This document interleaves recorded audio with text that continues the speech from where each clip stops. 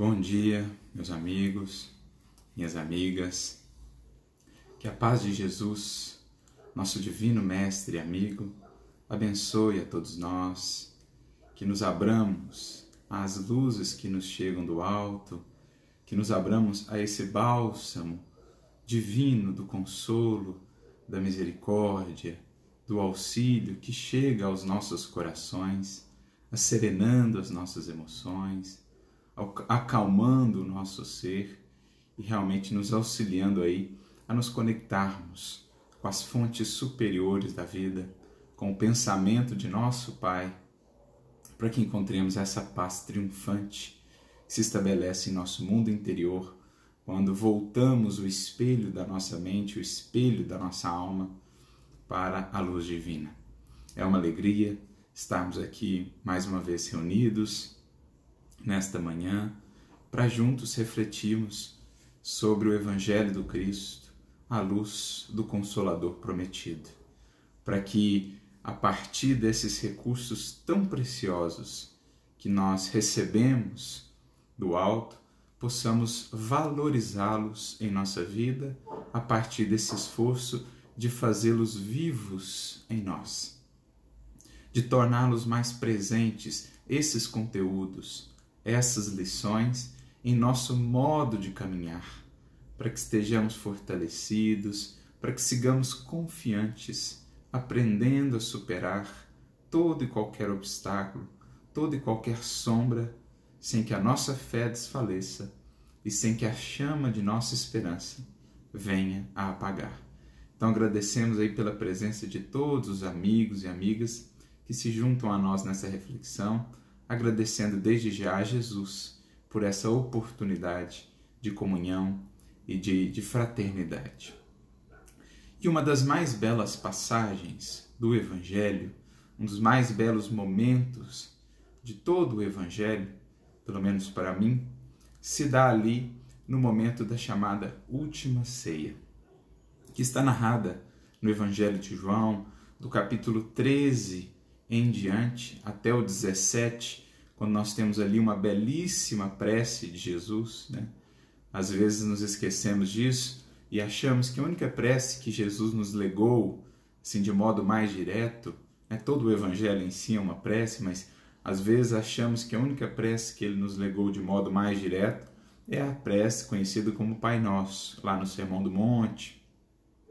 Mas nos esquecemos que o capítulo inteiro, 17, no número 17 do Evangelho de João, é em si mesmo uma prece do Cristo pelos seus discípulos, não só por aqueles que ali estavam com ele na última ceia, preparando-os para as lutas que estavam por vir, mas também uma prece para todos os discípulos do porvir, fortalecendo-os, concitando-os a esperança, a fé, a comunhão com o Pai, para que sejamos um com Ele, o Cristo, e um também com o Pai, um entre nós todos, para que possamos, de fato, nos integrar nessa grande lei de solidariedade universal, nessa grande teia que se estabelece entre os corações que amam e que é uma teia que nutre, que sustenta todos esses corações a partir dessa seiva divina do amor.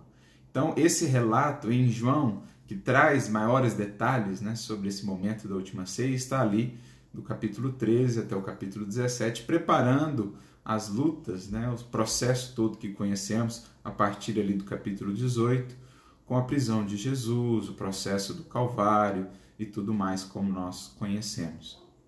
Então esse momento de Jesus com os discípulos, um momento de mais intimidade ali, com os discípulos, de mais proximidade, a gente vai percebendo que ele tem uma finalidade muito clara, que é prepará-los para as lutas que estavam por vir. A começar ali, pela prisão de Jesus, pelo processo da crucificação e por tudo que viria depois, os imensos desafios, mais tarde as perseguições, as humilhações. Então Cristo queria construir no coração dos discípulos a firmeza necessária. Queria prepará-los, dar-lhes bases, morais, bases de entendimento, para que pudessem, diante da tempestade que estava por vir, se fortalecerem. Essa é a finalidade primordial daquela reunião. E, naturalmente, que para nós hoje, discípulos, pelo menos que nos colocamos ou buscamos estar nessa condição de discípulos, todo aquele momento, então, vai ter uma significação muito especial, porque ele nos alcança também. Jesus não preparava os discípulos apenas daquele momento para aquelas lutas dos primeiros séculos do cristianismo. Jesus preparava os discípulos do porvir também para as lutas que marcariam esse processo de transformação da humanidade, de construção gradativa, paulatina do reino de Deus na terra, isto é, desse mundo novo, dessa humanidade regenerada que todos nós esperamos. Jesus ali como que nos alertava, como aqueles discípulos, para os desafios do processo, porque até então muitos dos discípulos, se não todos eles, estavam com uma visão muito deturpada do que seria a caminhada, né? Estavam ainda com uma visão muito pautada nos reinos do mundo, quando Cristo vinha falar de um reino que não era ainda deste mundo, mas que haveria de se consolidar neste mundo. Então Jesus vai renovar o coração e as perspectivas dos discípulos para essas lutas. E é bonito, até como que João inicia esse relato, né? Lá no capítulo 13, logo no primeiro versículo ali, ele diz assim: e tendo-os amado, amou-os até ao fim. Jesus sabia o que o esperava. Jesus veio à terra disposto a tudo, a passar por tudo aquilo, por puro amor, a submeter-se a todas aquelas experiências dolorosas, para que ficasse também para nós, para toda a posteridade, o seu exemplo de sacrifício, de renúncia por amor, para que diante das nossas dores e das nossas lutas, pudéssemos nos lembrar das dele, pudéssemos nos lembrar de que ele também suportou a cruz, de que ele também subiu o Calvário, de que ele também viveu todas essas dores, as dores que hoje nós temos, e ele, no caso dele, em grau superlativo. Então Jesus estava, como está, sempre disposto a nos amar até o fim. Por amor a nós, submeteu-se àquelas experiências e segue séculos afora, sofrendo conosco, caminhando conosco em nossos caminhos de dores, mas ali nos auxiliando a carregar a nossa cruz, as nossas cruzes, porque essa é a proposta do amor que se doa por inteiro, né? É o que Paulo vai descrever de maneira tão bela na sua descrição sobre o amor, sobre a caridade, o ágape, lá na primeira carta aos Coríntios, no capítulo 13, quando ele fala desse amor que tudo suporta, que tudo sofre, né? Que tudo espera. Esse é o amor do Cristo por nós, que se materializou, né? E veio caminhar conosco, passar um tempo aqui conosco, deixando-nos esse legado precioso para o porvir. Então, ali Jesus estava iniciando esse seu compromisso de ir até o ápice do amor, a renúncia suprema, a doação máxima, um Cristo que deixa as esferas divinas onde vive, na companhia de seres angelicais, que se veste de um corpo de carne, que se faz como nós, apagando a sua luz, como diz o apóstolo Paulo, né? E vestiu-se ali de forma humana e suportou até o fim todas aquelas lutas para que nos deixasse essa consolação, essa certeza de que esse amor está disposto a esse nível de sacrifício por nós e que esse amor segue conosco na caminhada e na jornada. Então deixou aquelas esferas divinas, aquela convivência, né, com seres angelicais para estar ali conosco, trilhando os caminhos humanos, os empedrados e doloridos caminhos humanos, para nos mostrar o caminho do seu reino, do reino de Deus em nós e um dia também no mundo, para nos abrir horizontes novos, para a vida em seu verdadeiro sentido e em sua verdadeira magnitude.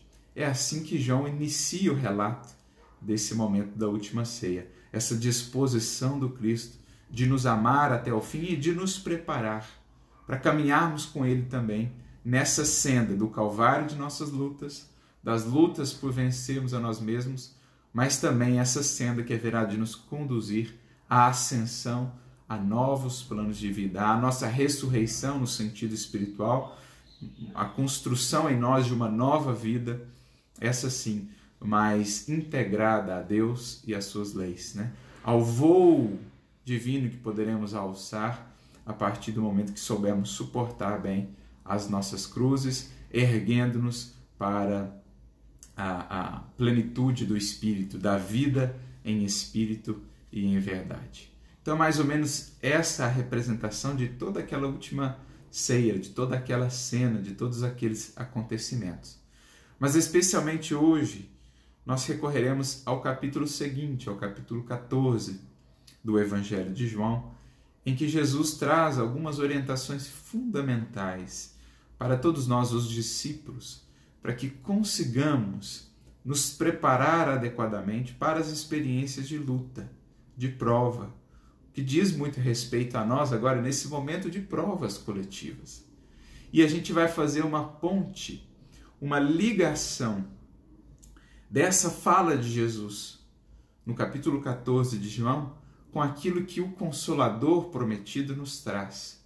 O Evangelho redivivo nos traz, justamente atendendo a essa que é a sua finalidade, de abrir para nós horizontes quanto às falas do Cristo no Evangelho. Aliás, é justamente nesse momento da última ceia que Jesus nos fala a respeito do Consolador prometido.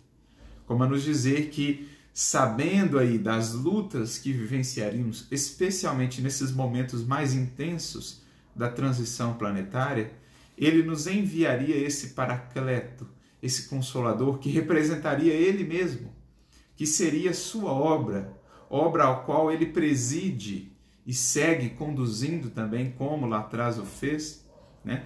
Ele, como esse Espírito de verdade, nos amparando nesses momentos.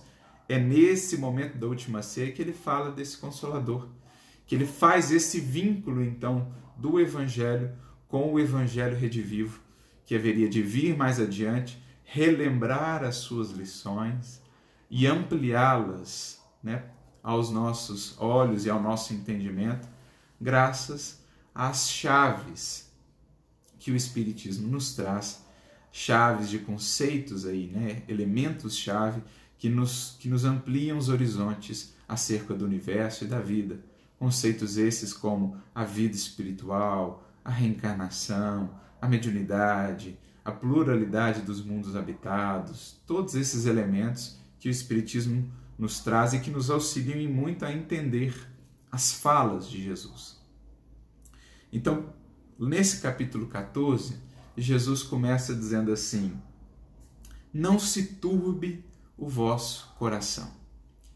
Então, o propósito do qual falávamos. As lutas vêm, as lutas virão, fazem parte da vida, especialmente em momentos de aferição de valores, individual ou coletivamente. Jesus sabia as dificuldades imensas que os primeiros discípulos haveriam de viver. Sabia das suas fragilidades, mas os alerta, né? Não se turbe o vosso coração, ou seja, proteja o seu coração. Guarde o seu coração envolvido aí nessa certeza, na certeza que a fé proporciona, na luminosidade, na clareza de entendimento e de visão que a esperança nos traz e na segurança que o amor nos proporciona. Jesus já alertava a eles e alerta a todos nós: não se turbe o vosso coração, cuida do teu coração como base, como fonte de toda a sua vida. Aliás, é esse o símbolo, né, do capítulo anterior, quando ele se propõe ali a lavar os pés dos discípulos. Pés que representam base, a base da nossa vida. Jesus vai direto na base, purificando essa base com a água viva do seu amor, da sua misericórdia, como a nos dizer que essa base é o elemento primordial, porque se a base está comprometida, toda a estrutura, todo o edifício estará. E qual que é a base da nossa vida espiritual? Como nós aprendemos com a doutrina espírita, a base da nossa vida espiritual é o nosso sentimento, é o nosso coração. Dele, das emoções que aqui cultivamos, a partir disso nós plasmamos então as ideias, os pensamentos, de onde nascem as palavras e as atitudes que consolidam hábitos e que, por sua vez, definem o nosso destino, definem aquilo que vamos encontrar nos caminhos da vida. Então, se remontarmos à origem, lá encontraremos o sentimento. É o que está lá no capítulo 1 do livro Pensamento e Vida de Emmanuel. O reflexo esboça a emotividade plasma a ideia, de onde nascem as palavras e as atitudes, que são válvulas obliterativas ou alavancas libertadoras do nosso destino.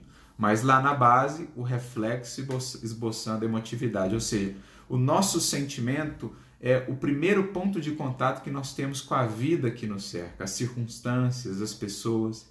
Ele é o nosso ponto de contato, é a base de tudo que nós vivenciamos no mundo. E se não cuidamos dessa base, daquilo que ela tem gerado e produzido em nosso coração, o edifício do nosso equilíbrio e da nossa paz estará todo ele comprometido. Por isso, naquele gesto de humildade tão belo, o Cristo vai lavar os nossos pés, convidando-nos a seguir com esse cuidado, como ele diz também na orientação que traz aos discípulos, lá no Evangelho de Mateus, por exemplo, no capítulo 10, no versículo 14, ele diz, por exemplo, sacudi a poeira dos vossos pés. Nesses momentos de tumulto, nesses momentos de prova, nesses momentos de confusão no mundo, é muito comum que a poeira do mundo envolva esses nossos pés, envolva o nosso coração, os nossos sentimentos. O que é essa poeira do mundo? É essa visão muito material da vida. Nós costumamos ser sufocados por essas perspectivas limitadas da vida, nesses momentos de prova mais intensa na matéria. Se não cultivamos esse cuidado de lavar, de remover sempre essa poeira dos nossos pés, daqui a pouco todo o nosso pensamento está contaminado também, a nossa visão de mundo se turva e a gente não consegue divisar mais além, a gente não consegue ver horizontes mais abrangentes. Então é importante sacudir sempre a poeira dos pés, lavar os pés com a água viva do Evangelho do Cristo. Essa renovação que o Evangelho vai nos proporcionando para mantermos bem baseados, para mantermos bem firmes em bases sólidas de equilíbrio e de serenidade. Então é preciso não deixar que o nosso coração se turbe, se perturbe e mantenha-se sereno. E como o faremos? Através desses recursos que falávamos.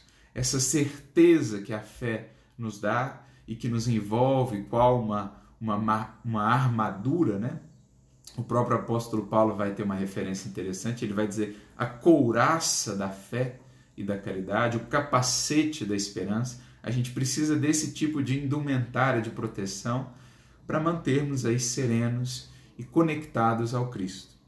Por isso ele prossegue dizendo, credes em Deus, crede também em mim.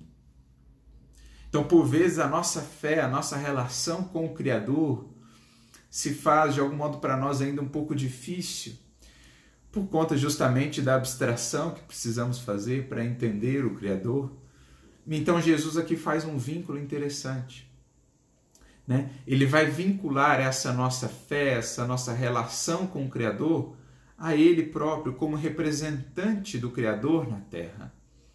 Se a nossa fé com o divino às vezes nos parece difícil assim de se expressar, porque ainda somos muito limitados na percepção para com Deus, o Criador, em sua misericórdia, nos deu um espelho límpido no qual nós podemos ver com mais clareza, de maneira mais concreta, a sua divina luz.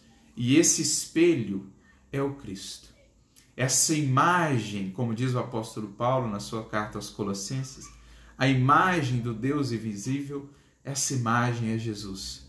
Nele se refletem para nós o amor, a misericórdia e a bondade de Deus.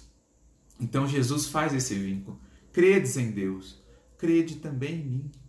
Porque o Cristo é essa carta viva de Deus à humanidade. Kardec mesmo dirá no livro A Gênese, o médium de Deus. Por meio dele, o próprio Criador falava conosco e segue falando conosco através do Evangelho, trazendo-nos as respostas a todas as nossas dúvidas, trazendo-nos consolo a todas as nossas dores, trazendo-nos firmeza e clareza diante de todas as nossas incertezas ou vacilações. À criatura que busca ou que buscava ao longo dos milênios, Deus responde por meio do Cristo. Por isso, lá na questão 625 de O Livro dos Espíritos, diz-nos Kardec, que o Espírito Divino o animava. Então a nossa fé agora se torna mais concreta, mais palpável a partir dessa relação com Cristo, que nos projeta naturalmente para uma relação mais profunda com o nosso Pai. Esse Pai que Ele nos revela, um Pai amoroso, um Pai solícito. Jesus nos traz essa feição belíssima da providência divina que segue velando por cada um de seus filhos no mundo. Então é isso que Ele está nos convidando a fazer aqui logo nesse início, a proteger o nosso coração, envolvendo-o aí na certeza da fé, na luz da esperança e na segurança, na confiança que o amor, que essa relação de amor que estabelecemos com Ele e com o Pai nos proporciona. Por meio desses recursos estaremos protegidos, estaremos ali bem fundados, com os pés, a base da nossa vida espiritual, o nosso coração protegido do pó do mundo, das ansiedades do mundo, das expectativas dolorosas do mundo, estaremos assim protegidos. Mas Jesus prossegue dizendo: na casa de meu Pai há muitas moradas. Se não fosse assim, eu vos teria dito: vou preparar-vos lugar. Então aqui é muito bonito. Jesus nos convida a mudar a nossa perspectiva de análise, a deixarmos o nosso ponto de vista apenas da morada terrestre, da morada nesse corpo transitório, para nos projetarmos em pensamento às outras, às infinitas moradas da casa de nosso Pai. É claro que, num certo sentido, podemos entender nessa fala de Jesus uma referência aos infinitos orbes que aí povoam o universo e que são todos eles habitados, não necessariamente nos mesmos moldes do planeta Terra, nas mesmas formas ou expressões da matéria, mas todos eles habitados, representando aí as infinitas moradas da casa do Pai, isso quando consideramos os orbes materiais que nós vemos aí espalhados pelo mundo, ou pelo universo, melhor dizendo, as infinitas, as imensas, esse número inumerável, na verdade, de estrelas e de planetas que aí estão, sem considerarmos as moradas das esferas espirituais. Mas nós podemos e devemos também entender essa fala de Jesus num outro sentido. Quando compreendemos que, em verdade, moramos onde projetamos o pensamento, moramos em nossa mente, que é a nossa casa intransferível, como nos diz Emmanuel, nossa casa mental, vamos percebendo também que a nossa mente, nós podemos colocá-la em diversas perspectivas e com isso ter diferentes pontos de vistas do universo e da vida. Então, segundo aquilo que pensamos, segundo onde projetamos o nosso pensamento e a nossa mente, aí nós teremos infinitas possibilidades de moradas do nosso pensamento, da maneira pela qual enxergamos a vida, as próprias circunstâncias que nos alcançam. Então é como se Jesus aqui estivesse nos convidando a deixar um pouco essa morada que muitos de nós estamos acostumados, né? De seres encarnados, olhando as perspectivas e as circunstâncias apenas do ponto de vista material, para que possamos nos elevar em pensamento e olhar também para a vida a partir dessas outras moradas, as moradas do Espírito, que podemos acessar desde já, porque somos espíritos. Podemos elevar o nosso pensamento e abrir novos horizontes, mudar o ponto de vista do nosso entendimento. Jesus quer com isso nos infundir esperança, quer nos infundir horizontes novos de entendimento, convidando-nos a sair da estreiteza do ponto de vista material. Porque aí sim, de fato, se nos prendemos apenas à visão material, se nos esquecemos da realidade do Espírito e da vida imortal, dificilmente conseguimos manter esperança, conseguimos manter confiança ou serenidade diante de provas mais duras, diante de provas mais acerbas. É como se Jesus dissesse assim: olha, vocês não são apenas isso aqui, vocês não são apenas esse corpo, a vida não se resume a isso aqui, a vida é muito maior do que isso.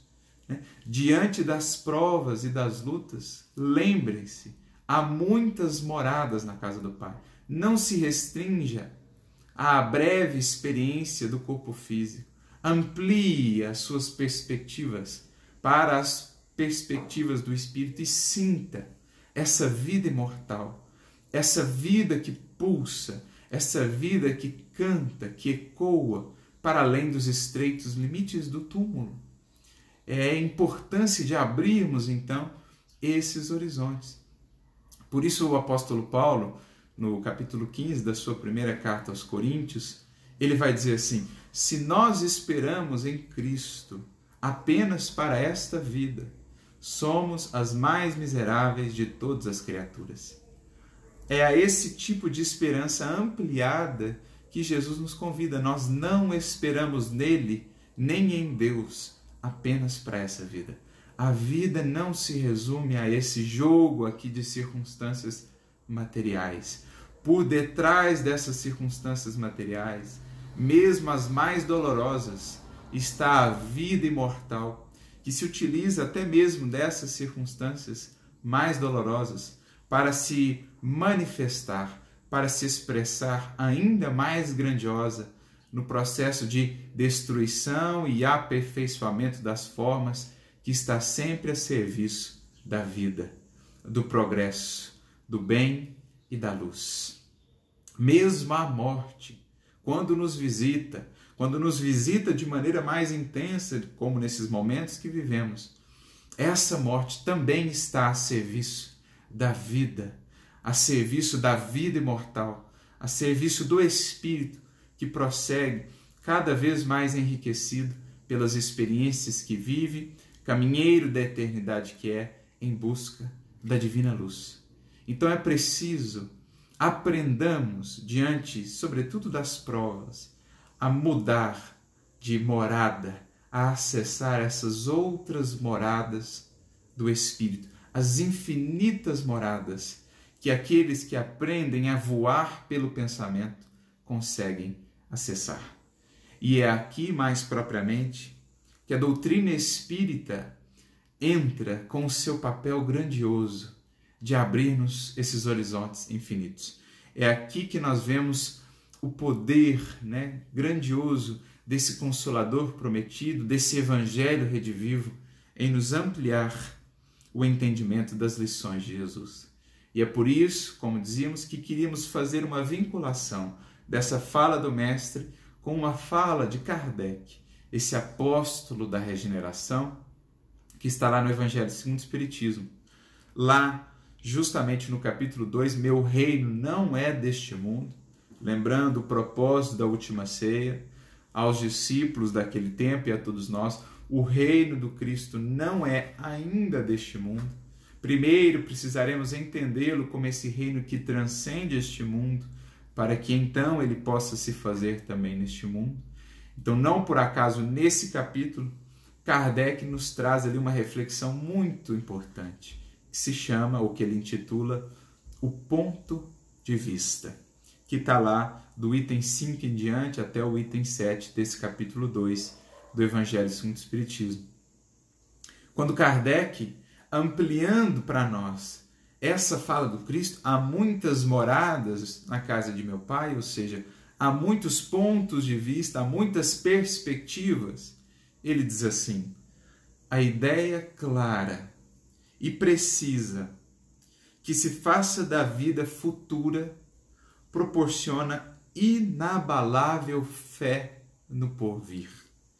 Fé que acarreta enormes consequências sobre a moralização dos homens, porque muda completamente o ponto de vista, olha, a morada, sobre o qual encaram eles a vida terrena. Olha que lindo isso.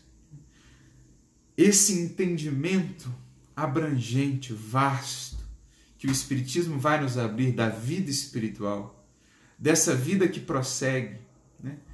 Desse amparo constante, incessante, de espíritos amorosos, de espíritos superiores, amparo esse que se volta a nós aqui, os seres momentaneamente encarnados, mas espíritos também, cidadãos daquela pátria, daquela vida, daquele reino, que aqui estamos em processo de aprendizado. Esse entendimento, com a clareza que ele se nos faz, né? O quadro da vida espiritual que o Espiritismo nos traz é de tal modo claro, é de tal modo coeso, lógico, que quase que nós podemos tocá-lo, né? Isso acarreta para nós uma fé inabalável no porvir. É como se, diante dos horizontes agora imensos que se nos abrem, as lutas, as provas que vivemos aqui na matéria, por mais dolorosas, por mais desafiadoras que se nos apresentem, elas se diluem, elas se diminuem diante desse horizonte assim tão vasto, diante dessa certeza tão clara e tão sólida, dessa vida que prossegue e desse amparo que nunca nos falta. Quanto mais imprimimos em nós essa consciência espiritual da vida, mais fácil, mais leve se nos torna a caminhada pela matéria, pela materialidade. É o que Jesus quis representar, né, com a sua fala, prometendo ali alívio, prometendo descanso aos que sofrem e que o buscam, mas aqueles que o buscam com a disposição de tomarem sobre eles o seu jugo e de aprenderem com ele. Ele diz que esses terão sim um jugo, terão sim um fardo, mas que o fardo com ele é leve e o jugo com ele é suave.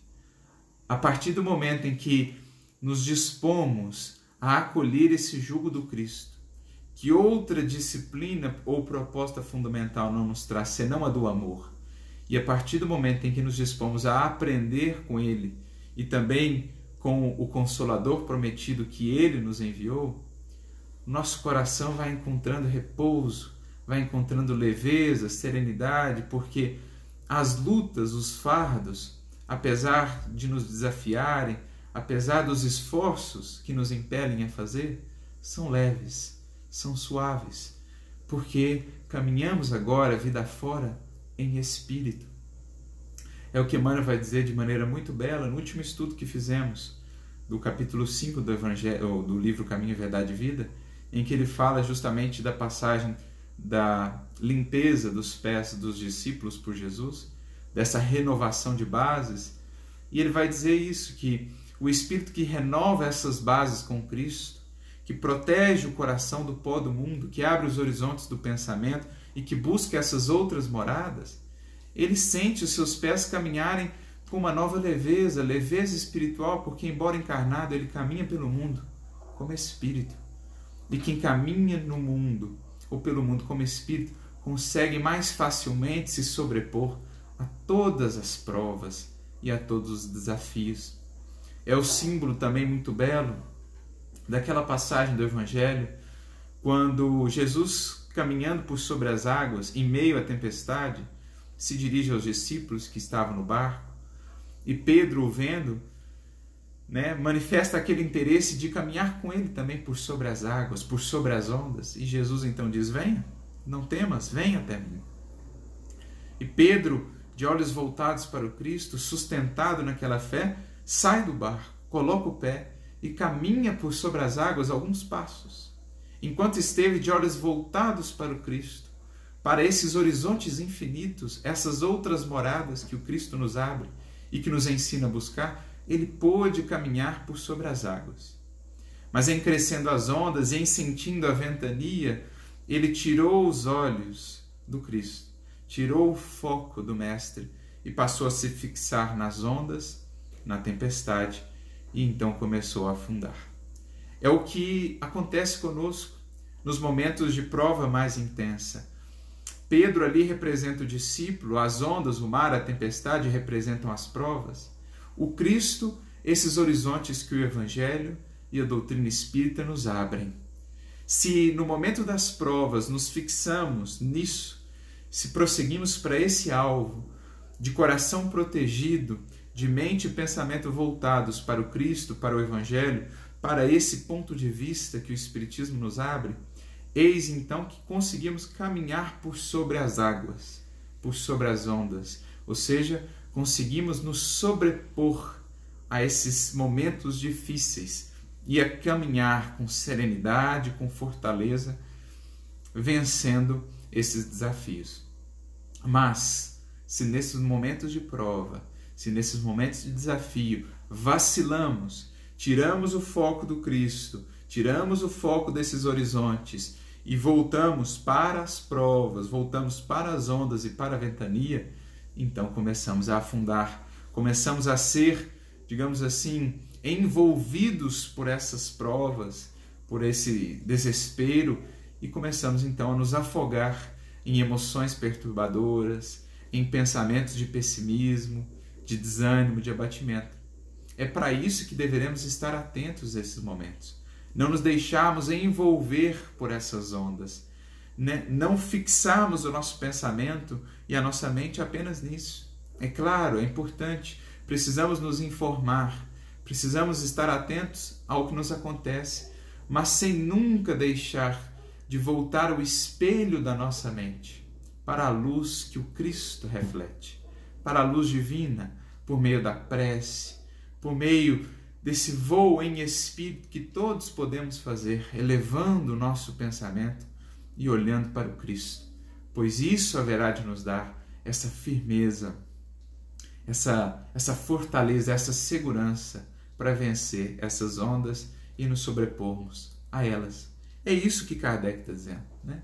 Muda-se por completo o nosso ponto de vista e conseguimos lidar com a vida terrena, com a sua efemeridade, com a sua impermanência de maneira mais segura, mais confiante, mais firme.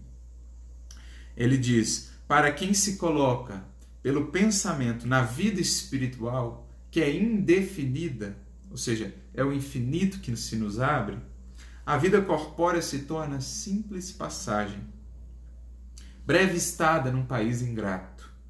As vicissitudes e tribulações dessa vida não passam de incidentes que ele suporta com paciência, por sabê-las de curta duração, devendo seguir-se-lhes um estado mais ditoso.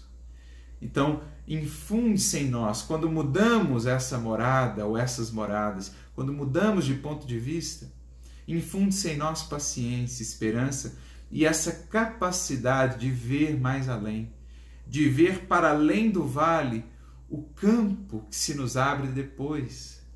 A gente sobe lá no monte e vê que depois do vale tem um campo vasto, uma planície que haverá de se nos abrir se soubermos bem passar ou bem nos conduzir pelo vale das provas. Os estados ditosos que surgem depois das provas mais difíceis, para os indivíduos ou para as coletividades. Depois de toda prova mais intensa, a humanidade teve um surto de progresso, de desenvolvimento. Depois de toda a experiência mais difícil em nossa vida, nós tivemos um momento de grande crescimento, de grande renovação.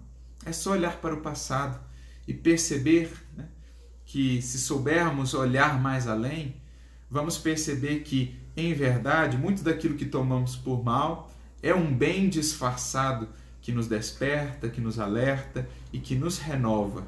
Como muitas vezes aquilo que vínhamos tomando por bem era, na verdade, um mal disfarçado que nos mantinha presos às ilusões, a determinados vícios que, na verdade, eram o verdadeiro problema. Como está lá numa mensagem muito bonita de Delfim de Girardin, no Evangelho segundo o Espiritismo, no capítulo 5, item 24, intitulada A Infelicidade Real ou A Desgraça Real, quando ela diz que para analisarmos algum acontecimento, alguma coisa, não podemos nem devemos nos fixar apenas na circunstância em si, mas naquilo que ela prepara. Muitas vezes, aquilo que num momento nos traz prazer, nos traz euforia, nos traz bem-estar, é em verdade uma grande infelicidade. É em verdade algo que nos prende, que nos impede de progredir e que nos mantém cativos da ilusão ou das nossas paixões. Por outro lado, aquilo que num momento nos traz incômodo, desagrado, aflições, será mais adiante entendido como o remédio amargo que nos curou ou como a experiência mais dolorosa que nos despertou para a vida e para os valores maiores. Então é preciso sempre, a partir dessa mudança de morada, dessa mudança de ponto de vista, enxergarmos o que se está preparando, como nesse caso que agora vivemos. Vínhamos cultivando um modelo de sociedade pautado no individualismo, no hedonismo, no consumismo desequilibrado que prejudicava o mundo, que exauria o mundo bem como a nós mesmos. Um modelo de vida pautado na indiferença, no materialismo, bases frágeis que não poderiam de fato serem as bases de uma humanidade regenerada do porvir. Era, portanto, preciso abalar essas bases. E experiências como essa, como outras que virão, justamente estão nos mostrando isso. Agora, muitos de nós estamos percebendo com mais clareza do que nunca a importância da solidariedade, a importância do corpo, né? De valorizarmos a experiência no corpo, de cuidarmos bem dele para melhor aproveitarmos a experiência aqui, a importância da família, a efemeridade da vida física, o que nos transporta a meditar quais são verdadeiramente os valores que devo buscar, o que eu estou juntando, que é assim tão frágil que num piscar de olhos pode me ser tomado. Será que vale mesmo a pena viver como vinha vivendo, ajuntando tanto, às vezes, para o mundo, sem ajuntar para Deus? A humanidade, em momentos como esse, ela é submetida mais ou menos àquela parábola de Jesus, né, que Jesus conta acerca daquele que ajuntou muito no mundo, que encheu os seus celeiros e que disse então à sua alma: goza agora, porque tem muita coisa ajuntada. E aquela voz então que ecoa do infinito e que diz: louco, esta noite pedirão ou poderão pedir a tua alma, e o que tens ajuntado para quem será? Então, diante de circunstâncias como essa, a humanidade como um todo se vê refletir. O que temos ajuntado, para quem será? Se de um momento para outro tudo isso pode passar, tudo isso nos pode ser tomado. E aí a gente começa, aos poucos, a perceber o valor ou a importância de ajuntar para Deus, isto é, de ajuntar os valores do Espírito: fraternidade, solidariedade, amorosidade, saúde espiritual, convivência familiar, afeto. Tudo isso se torna mais claro em momentos como esse. Então é isso que os Espíritos estão nos dizendo, lá Delfim de Girardin, aqui Kardec, né? A gente vai ampliando os nossos horizontes. À morte, nada mais restará de aterrador. Deixa de ser a porta que se abre para o nada e torna-se a que dá para a libertação, pela qual entra o exilado numa mansão de bem-aventurança e de paz. Então, não a morte buscada, mas se a morte vem nos visitar e se estamos fazendo a nossa parte, ela é acolhida, na verdade, como quem nos liberta, como quem nos abre os pórticos da vida verdadeira, em sua expressão muito mais grandiosa do que a expressão breve, efêmera da vida aqui temporária no corpo terrestre. Sabendo temporária e não definitiva a sua estada no lugar onde se encontra, menos atenção presta às preocupações da vida, resultando-lhe daí uma calma de espírito que tira àquela, ou seja, à vida, muito do seu amargor. Ou seja, ele está assim consciente do valor do seu corpo, da oportunidade da encarnação, preserva dentro do possível, dentro daquilo que está ao seu alcance, mas de modo nenhum a ela se apega, consciente que é um espírito, e está inclusive preparado a lidar com a visita da desencarnação, se assim forem os desígnios do alto, né? Como está lá a mensagem na Revista Espírita, se eu não me engano, de 1867, intitulada Os Adeuses, né? Um artigo da Revista Espírita, se eu não me engano, de novembro de 1867, do Dr. Demer, em que ele fala a respeito, por exemplo, dessas epidemias, dessas provas mais difíceis que por vezes vivemos, e ele diz assim: quer desencarnemos, quer não desencarnemos, em tudo, né, agradeçamos ao Senhor da vida, porque se formos chamados a retornar, lá seguiremos na caminhada, lá seguiremos em vida, atuando, ampliando os novos horizontes, ampliando as nossas possibilidades de trabalho. Quer sejamos convidados a permanecer, aqui deveremos valorizar a oportunidade que nos foi dada da nossa transformação, da nossa renovação espiritual. Quer aconteça uma ou outra coisa, o ser que vê a vida a partir desse ponto de vista, dessa morada,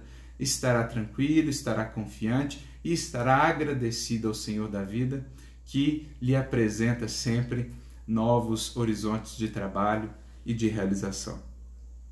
Mais adiante, já no item 7, ainda dentro do ponto de vista, Kardec então dirá: o Espiritismo dilata o pensamento e lhe rasga horizontes novos, em vez dessa visão acanhada e mesquinha que o concentra na vida atual, que faz do instante que vivemos na Terra único e frágil eixo do porvir eterno.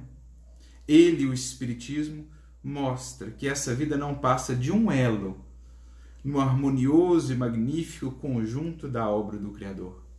Um elo de outros tantos elos que já tivemos nas múltiplas experiências pelo corpo, pela matéria, nas mais diversas civilizações, nos mais diversos tempos e condições. Estamos aqui a construir mais um elo dessa magnífica corrente de solidariedade, né?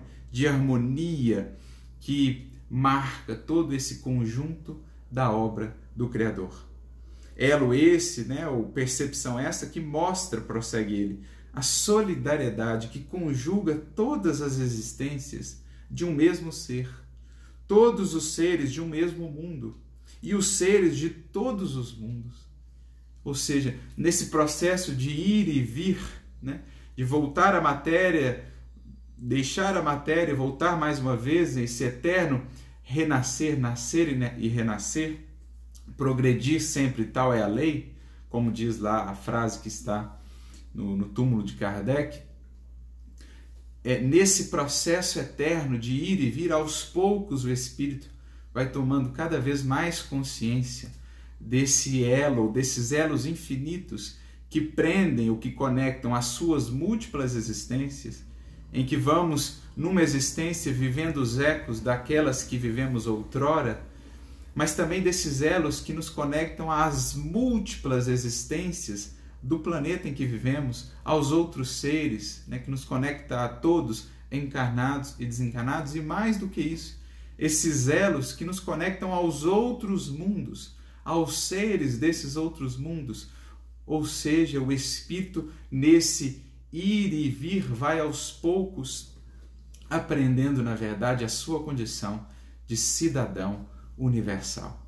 Uma nota convidada a ser uma nota harmoniosa na grande e imensa sinfonia do universo, regida pelo eterno Criador. É a isso que vamos sendo convidados, né, a entender e a penetrar a partir desse eterno processo de vir e ir, de ir e vir, nascer, morrer, renascer ainda, progredir sempre, tal é a lei essa que nos une a todos nesses infinitos laços da grande lei de solidariedade universal. Faculta, assim, uma base e uma razão de ser, a fraternidade universal, enquanto a doutrina da criação da alma por ocasião do nascimento de cada corpo torna estranhos uns aos outros todos os seres. Essa solidariedade entre as partes de um mesmo todo explica o que inexplicável se apresenta, desde que se considere apenas um ponto. Então, se nós estamos presos à vida material, estamos presos a apenas um ponto, à vista de um ponto. Mas se com o Espiritismo ou com o Evangelho buscamos essas outras moradas de que nos fala o Cristo, ampliamos os nossos pontos de vista e vemos cada vez mais do alto a grandiosidade e a magnificência, a harmonia da obra do Criador, mesmo naquilo que consideramos ser a presença do caos. A gente vai ampliando os nossos horizontes e as nossas perspectivas. É esse o papel do Consolador, explicando e cumprindo aquilo que o Cristo havia prometido lá, na última ceia, por meio das suas falas e das suas promessas. E é isso que ele quer nos dizer, enfim, num entendimento que podemos ter, que na casa do Pai há muitas moradas. E se não fosse assim, Jesus nos teria dito. Jesus nos teria dito, a vida é só isso, morreu, é o fim. Mas Jesus não nos disse isso, Jesus, pelo contrário, nos afirmou e nos convidou a buscar essas imensas, infinitas moradas. E por isso nos disse também, vou preparar-vos lugar. Jesus espera-nos nesse lugar onde poderemos comungar com a sua paz, com a sua amorosidade, com a sua serenidade.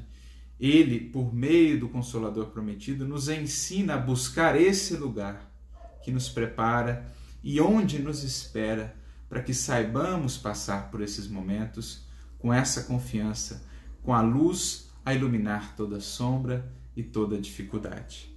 E quando eu for, prossegue ele, no versículo 3, e vos preparar lugar, virei outra vez, e vos levarei para mim mesmo, para que onde eu estiver, estejais vós também. Óbvio que, num certo entendimento, essa fala de Jesus representa esse próprio processo que ele segue presidindo de construção do mundo novo, da humanidade regenerada. O Cristo voltará a nós outra vez, já voltou na forma do Consolador, mas voltará também no sentido de que os valores do seu Evangelho haverão de se consolidar no mundo e marcar aí de fato esse novo tempo, consolidar as bases dessa nova humanidade. Poderemos entendê-lo assim. Ele foi, mas voltou e segue conosco, nos amparando em todo esse processo. Mas há também esse entendimento de que ele segue, então, ativamente, nos convidando a buscarmos desde já essas moradas onde vibra ali o seu pensamento, onde pulsa o seu coração e que estão acessíveis a nós outros, desde que aprendemos pelo Espírito e pelo pensamento, a traçarmos esse roteiro a essas faixas superiores da vida, a essas outras perspectivas de entendimento e de sentimento. Por meio do Espiritismo, que nos abre os horizontes para a importância da mente, para a importância do pensamento, é Jesus que volta até nós e nos convida a estar com Ele, a estar onde Ele está, conectando-nos em pensamento com o seu espírito, conectando-nos em sentimento com o seu coração. Mesmo vós, prossegue ele, sabeis para onde vou e conheceis o caminho. Seja, como fazermos para alcançarmos essas moradas, para chegarmos até lá? Ele nos deixou o caminho. Ele nos disse onde o poderíamos encontrar. Vós sabeis para onde vou e conheceis o caminho. O Espiritismo, em nos resgatando essas palavras de Jesus e em nos abrindo essas perspectivas, nos ensina como nunca, ou nos incentiva como nunca, a percorrer esse caminho que Jesus nos deixou, para que possamos mesmo aqui enquanto encarnados, sujeitos às limitações do corpo, à impermanência da vida material, possamos nos projetar a essas moradas, onde poderemos ali partilhar da convivência mais estreita com Jesus. E de onde poderemos retornar então ao mundo mais habilitados a distribuir o pão que lá saibamos buscar. É como se Jesus, a partir do Evangelho explicado pela doutrina espírita, nos ensinasse com ele a subir lá no Tabor. É como se ali, como outrora Pedro, Tiago e João viveram aquela experiência, nós pudéssemos vivê-la também, subir a esse monte e presenciar a grandiosidade desse Cristo, que não nos abandona e que se faz essa luz imensa, gigantesca, que se transfigura ainda maior diante dos nossos olhos espirituais, quando com ele subimos a esse monte, a essas moradas. É preciso que nesses momentos aprendamos a trilhar esses caminhos, a chegar até lá, a nos nutrirmos daquela luz, para que depois possamos voltar ao mundo, aos caminhos humanos, como portadores do que essa luz pode nos dar. A paz, a esperança, a fé. É o que Jesus lá disse aos discípulos: desçamos nós ao mundo. É o que Jesus dirá a todos nós, os que nos dispusermos a, trilhando esse caminho do Evangelho, subirmos a esse monte da transfiguração. Receberemos a luz, receberemos o amparo, fortaleceremos a fé, consolidaremos a nossa esperança, mas ouviremos do Mestre o convite: desçamos nós de volta ao mundo, para amparar aqueles que permanecem no vale das sombras, no vale das lágrimas, no vale das dores. Então nós sabemos onde Jesus está. Nós sabemos que Ele está conosco, assim como nos prometeu que estaria. Cabe a cada um de nós o buscar, trilhando esse caminho que nos deixou. O caminho do Evangelho. O caminho que é para nós explicado pela doutrina espírita. Estudo, prece, serviço, amor, humildade, paciência, são essas as balizas que nos mostram com clareza a senda que nos cabe trilhar e que não nos levará a outro caminho, ou melhor, a outro resultado senão este, o de encontrarmos o coração de Jesus a nos esperar para nos infundir esperança, para nos proteger com a certeza dessa fé de qualquer perturbação exterior que o mundo nos possa causar. Não se turbe o vosso coração. Credes em Deus, crede também em mim. Que a figura de Jesus possa adentrar, enfim, a nossa casa mental, que possamos acolhê-lo como outrora fizeram Marta, Maria, como outrora fez Simão Pedro, que ele seja, enfim, em nossa casa, não simplesmente um visitante, mas, enfim, um morador. Porque ele então nos ensinará a encontrar esses caminhos para outras moradas, onde saberemos ali cultivar essa certeza e esse ponto de vista luminoso que nos ajudará a passar e a sobrepor qualquer luta e qualquer dificuldade.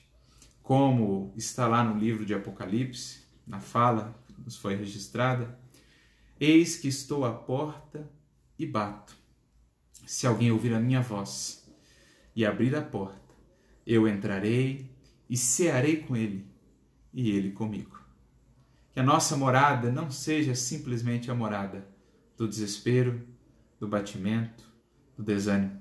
Que a nossa morada possa se renovar e se preencher de luz a partir desse nosso movimento interno de abrir a porta a Jesus, para que Ele possa então entrar e cear conosco, nós com Ele, partilhando desse pão que desce do céu e que dá a vida ao mundo, como nunca.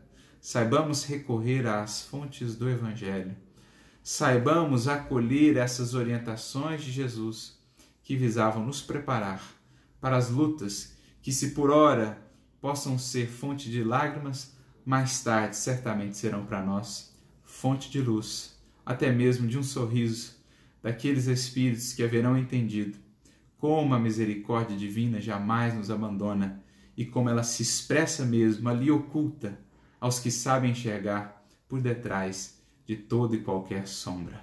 Saibamos, amigos, pressentir, ou melhor, sentir esse carinho que nos envolve. Atendamos às orientações de Jesus e sintamos a sua presença tão forte, tão presente como nunca, a nos convidar a esse novo olhar. E avancemos, enfim, cada um de nós, individual e coletivamente, com coragem e serenidade, rumo ao Calvário que nos cabe subir, de cruz aos ombros, mas de olhos voltados para o céu que se nos abre de um novo porvir. Assim como esses discípulos que ouviram essas palavras lá atrás o fizeram, tomando as suas cruzes e testemunhando com o Cristo até o fim, a sua fidelidade, a sua confiança, a sua esperança e o seu amor, que saibamos nós também, ante as provas que se nos apresentam, ante os nossos calvários, junto ao Senhor, subir, galgar esses degraus da vida, mudar o nosso ponto de vista e enxergar a vida e enxergar o universo sob o ponto de vista com que Jesus o enxergou naquela cruz. Não via ele apenas as sombras que envolviam o mundo, as dores ainda a serem vividas, nem as lágrimas daqueles que ali estavam. Enxergava Jesus a infinita misericórdia do Pai, que desce sempre sobre as sombras e ilusões humanas, convidando-nos, por meio de nossas cruzes, a subir para o infinito do seu amor. E que Jesus nos abençoe a todos. Sigamos confiantes, sempre em Deus e no Cristo. Não se turbe o nosso coração. Muita paz, meus amigos, muita luz.